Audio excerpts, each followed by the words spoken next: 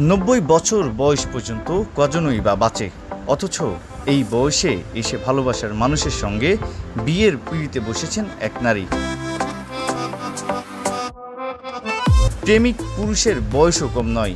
90 বছরের প্রেমিকাকে বিয়ে করেছেন 95 বছর বয়সে এক প্রেমিক। 60 বছর আগে দেখা হয়েছিল তাদের, সেখান থেকেই ভালো লাগা, এরপর গড়ায় ভালোবাসায়। জীবনের এই শেষ পর্যায়ে এসে বিয়ের পিঁড়িতে বসেছেন তারা। নববিবাহিত দম্পতি হলেন ইব্রাহিম এমবঙ্গো এবং তাবিথা ওয়াঙ্গুন। দুজনই কেনিয়ার অধিবাসী।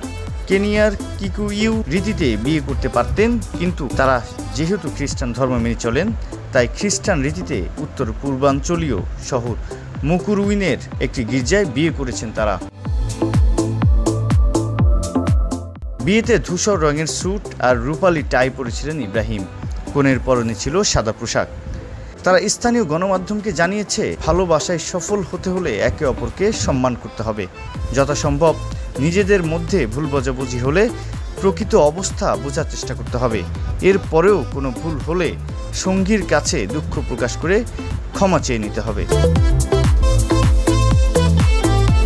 International desk, GS news, Dhaka.